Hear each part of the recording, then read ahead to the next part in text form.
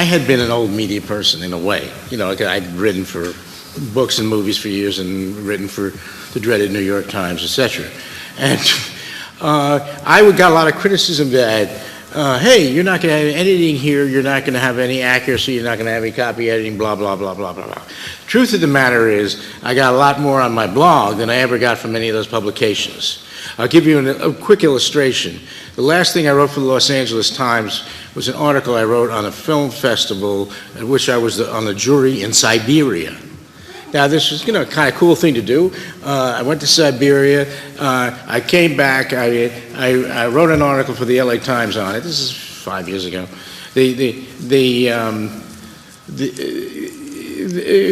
A young lady called me up who was the fact checker on my article. She said, "Did everything you say happened was true?" I said, "Yes," and that was the end of it. That was fact checking at the Los Angeles Times.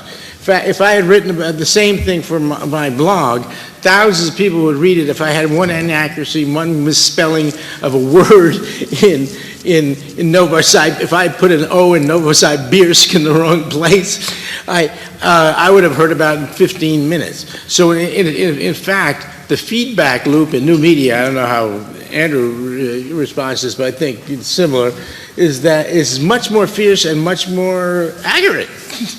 In a weird way, if everybody in the room here is reading something, chances are you're going to get a much more accurate response. Secondly, you're going to get people who actually know about the subject matter. Fact checkers at the vaunted New York Times or even the New Yorker don't know the subject matter of the individual thing that well. If you're writing a public thing in a blog, what happens is if someone like me is stupid enough to write about something he doesn't know at all about, like civil engineering, let's pick that. I'm going to have an audience of 5,000 civil engineers on my neck in 15 minutes. So it's kind of interesting in that, but you have to, of course, say to the civil engineer, "You're right, I'm wrong, bye." Andrew, did you want to say something on that? I basically agree with him. As a matter of fact, if you get something wrong, especially if you're effective in the counter media, the mainstream media is watching us just like we're watching them. I would call that a checks and balances. And they're very aggressive in pointing out any errors. Oh, yes. David Weather? For everyone in the room before we get into the panel, I want to peel this back to about a 20-second premise. That the term new media, the technology, Twitter, Facebook, lingo, Dig, whatever, don't be daunted by it. The human factor is still the #1 reason for the success of any outlet or portal that's sitting out internet, Blackberries, SMS messaging, texting each other, and that's just the new portal for the old prearranged meetings, the clubs, the Wall Street bars, BNI networking. So you guys, one of the challenges of the Tea Party movement, by the way, is great evidence of this. We launched in New York, and with social media, turned it into tens of thousands of people all over the city. It's easy to get caught up in all the platforms. Andrew and I, and we've all had this discussion with the multiplicity of things out there. How do you chart effectively what each of us, not just Andrew, myself, Frank, Roger, and others do, but how do you chart things for yourself that work effectively and allow you to take this activism to everyone you know? Once you take off big government, once you take off Drudge, for Roger's writings, and beyond. Andrew, you want to try that? Please don't forward your forwards, for starters. That's like my great aunt, that's my Aunt Harriet. I can't deal with her emails that she forwards on to me and asks me to be her personal fact checker on every bit of information she gets from her golf group. Opinions are interesting, and everybody's got an opinion, and when somebody sends me an opinion, I'll read it, and if you didn't grab me in the first sentence, I probably am not going to pay attention to it. I would say what citizens have had the most effect in the last year is with these things that have video cameras in them, and we are held to a much, much higher standard. If somebody comes to me with a story, I don't know, like the Pigford story, unless I have video that shows them caught in the act, If I reported Watergate that it was against a Democratic president, the story would go nowhere.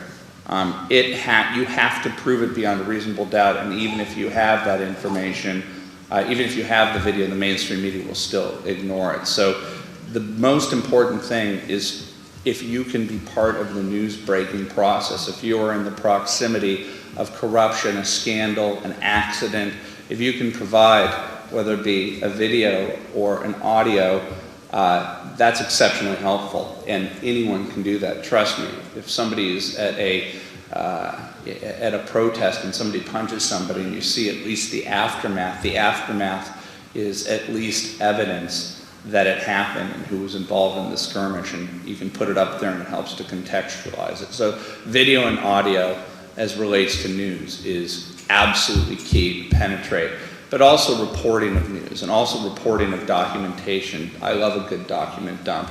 I really want to move the blogosphere away from the first 5 to 10 years, which was sort of wow, I have an opinion, I want people to hear what my opinion is. I think that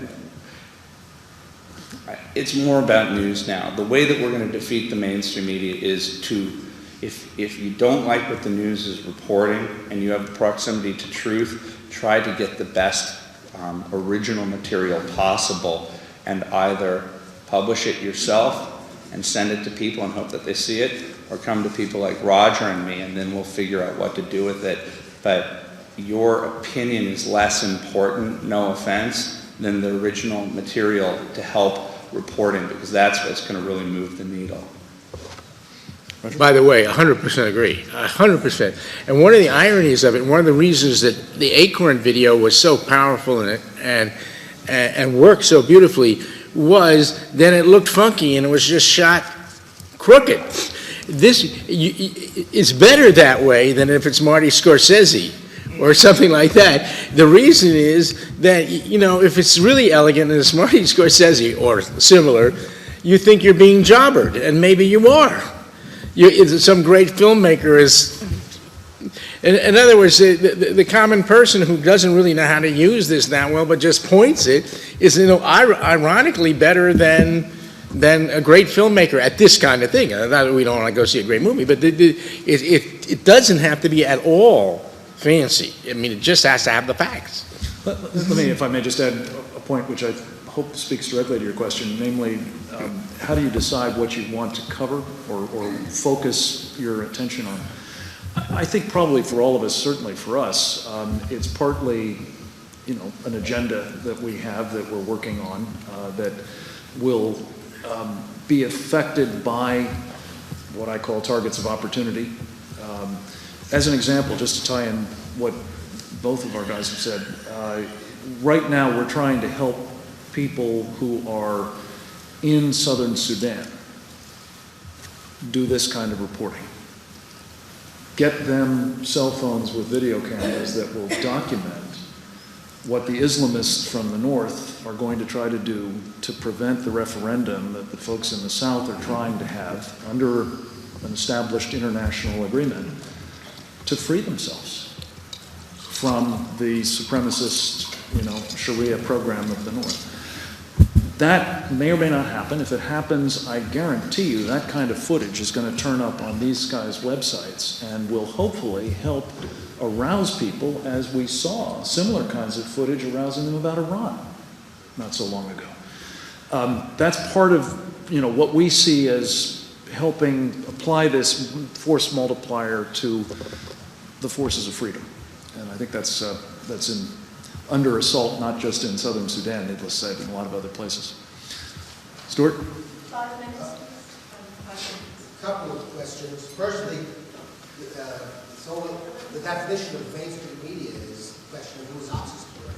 This is an example. Last Thursday, Bill O'Reilly, I guess, everybody at Fox, attacked Zuhdi Jasser on his program for criticizing CARE because CARE is, he said, not a supporter of jihad. So, it's all a question of what the MSM is. Anyway, I have 2 questions. Firstly, if Mr. Breitbart, Mr. Simon, if Bradley Manning had come to you instead of to Julian Assange, would you have published those documents. That's number one. And number two, I've been asking this question for years, and I've not gotten a satisfactory answer.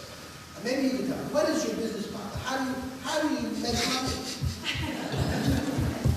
Those are two very different questions. I'll give you the answer to this, the Bradley Manning question fast.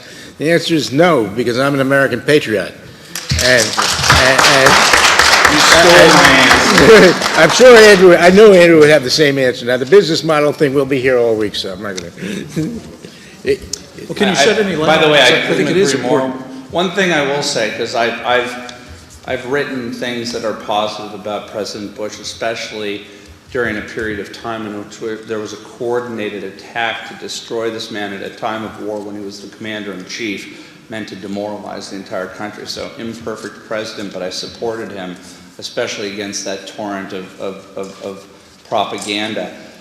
But I do believe that his Christian charity towards the seditious amongst us was a huge problem. And I personally would hang Jody Evans of Code Pink happily. And I think that the fact that instead of being tried for treason, she became a novelty on television and realized she could push the envelope ever more, that perpetuates a culture of sedition and treason, and that's how you get a Bradley Manning. Can I just say, if they're not going to answer the question, it's important for people like you to know what I think is at least part of how they make this work. And that is through charitable contributions, or contributions of other kinds. These folks are doing the Lord's work, literally, in helping all of us who are. And I know people who have been supportive of both PJ and the Bigs, and I just want to say, in part, why I wanted these guys to be here today is to meet people like you who care about freedom. Because if you can help them, if they can't figure out another model that makes these things really commercially viable, and maybe they can, maybe they can't, but at the very least they can certainly be helped by your financial support. So please give that some consideration and see them afterwards. I had somebody over here, Steve Coughlin. Thank you. You brought up the SPJ situation there, the Society of Professional Journalism. Can you hear me? Yes. Okay. And how they had rules I can hear. on how to report. They came 2 weeks after 9/11. You went into that whole how we're going to cover the rules. They went on and said, here's who we're going to rely on to tell us this about Islam. And it ended up being people immediately associated with the Saudi Arabians. Then they had another link that said, here's who we're going to go to if we want to find out about Muslims in America. And it had a list of all their notebook people, their file expo, they called it. It was almost all Muslim Brotherhood. So their own thinking about being politically correct forbid them to come to any understanding of who they were. And in doing that, they deferred for what Islam was the people whose explicit mission was to undermine us. So not only did they make a decision not to cover the war factually and accurately, even if they didn't agree with the war, they were actually facilitating a hostile narrative. How, if everybody seems to be fighting the war according to a narrative as opposed to what the facts are, how do you get people to start orienting on the fact of the matter and reporting? It seems there's a lot of people that we talk to who have absolutely no comprehension of the facts underlying a war where people are getting killed. Can I just mention one example? And Steve has, as I've mentioned several times, done just tremendous work in helping people understand what the facts are. And what we're working on with these sorts of folks is making sure that more people are exposed to it. His point is, if everybody is working according to some narrative, particularly one that is shaped by the Muslim Brotherhood, how on earth can you wage war effectively against the Muslim Brotherhood? And I just want to give as an example, there's an individual who was a member of our Team B and who has been reporting for both Roger and Andrew's big piece, by the name of Patrick Poole. Patrick Poole is sort of a prime example, really, of a man who has become a self-empowered media phenom. By virtue of taking his counterterrorism expertise, he advises, various government agencies, intelligence services, and so on, about the threat from Sharia, and he has been taking his insights in ways that have been very, very newsworthy. Just to give you a couple of examples, in recent weeks, he has published stories about how known Hamas operatives have been brought into the FBI for the purposes of giving them 6 weeks of training, taken to some of our most sensitive facilities, and otherwise empowered as what they claim to be, which is leaders of their community with whom we need to reach out. To the point where even the FBI director, when Christine and others of us challenged him on it, defended this practice, according to the narrative that Steve was just talking about. Those kinds of anecdotes and more. I mean, the Congressional Muslim Staff Association hosting Anwar al-Awlaki as one of the leaders of their Friday prayer services in the United States Capitol. That was some years ago, but they had another guy with Al-Qaeda who was there earlier this year. These are the sorts of stories that can help, we think, break through thanks to these alternative media vehicles for publicizing them, and in some senses at least, forcing the mainstream media to cover them. Anything else on that? If not, yes, ma'am. What about the future of the perhaps surveillance of the new media and the old media by the FCC and their suggestions for control? The FCC. Thoughts on that, gentlemen?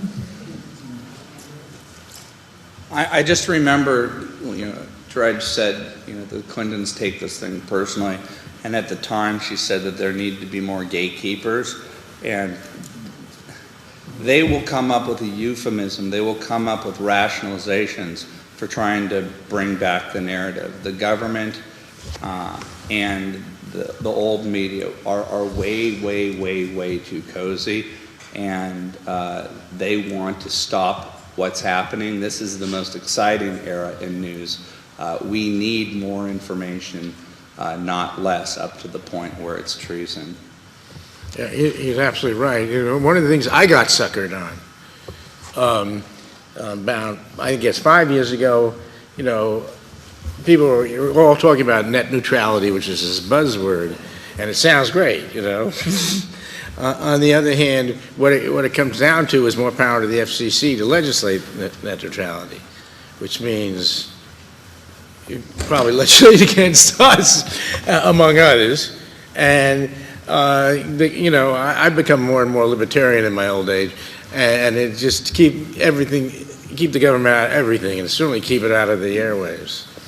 Yeah, make no mistake about it, the chairman of the FCC is a Democratic political, operative and agent, and I think that shutting this kind of thing down is very much his agenda, and we'll see if he can pull it off in the commission. We have time for one more, I think. Let me go to the back of the room. Yes, sir. First of all, it's a question of thanks. I run a chapter Act for America in Houston, and there is no doubt that without the new media and the power it gives us, we could never have achieved any of the things that we've achieved last year without those type of outlets. So this is not just a thanks, this is a question, because in Houston we have a predominant, prevailing one-week trade town, which is incredibly dominant on the internet as well as in print. How do you track growth in areas outside of New York, Washington, and California? And are you satisfied with the growth that your outlets have? And how do you monitor that? South Houston? That's not a story. Could you just ask the question just quickly, one sentence? Like I didn't. Yeah. How do you monitor the growth of the products that are available, the bigs, the PJTV? How do you monitor the growth and the spread of that? I don't. One thing I've never done is I haven't been a traffic watcher, because when you start watching traffic and you see what people click on and what they don't click on, your site ends up filling up with Lindsay Lohan punching people.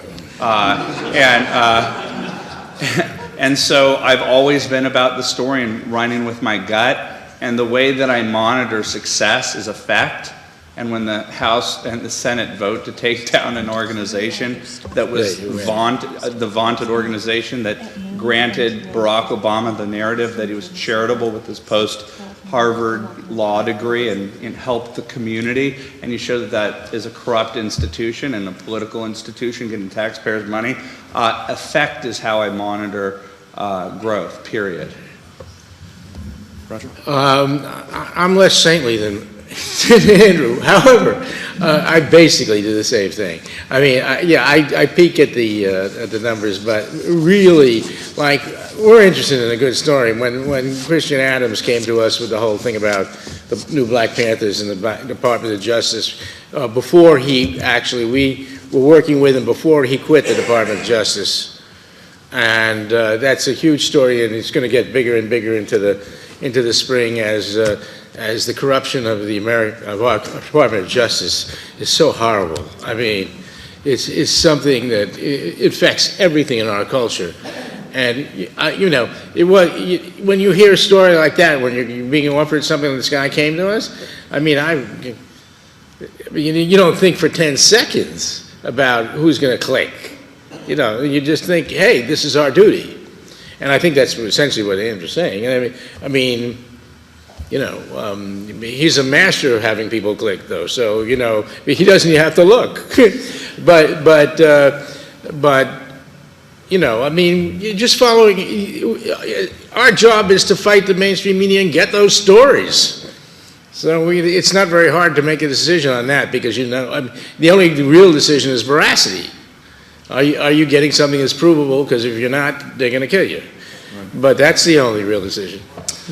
We're going to have to stop there. Let me just ask two things. One is, before you thank our terrific panelists, clear the tables because we're going to be eating in here, and they need to have them as clear as possible so as to set them up for your meal, so you have a vested interest in getting this done right. Secondly, I am advised that the MTA is going to be blasting for a new subway somewhere in this vicinity, and that at 12 noon, you may feel some shaking of the ground. Wow. Hopefully that's all it is. So it's not a terror attack. If not, we'll all head out of the building together. But thank you very much for a terrific panel for being with us. To do a quick talk radio hit. Come back? Yeah, I need to go just to a quiet. We'll be meeting outside.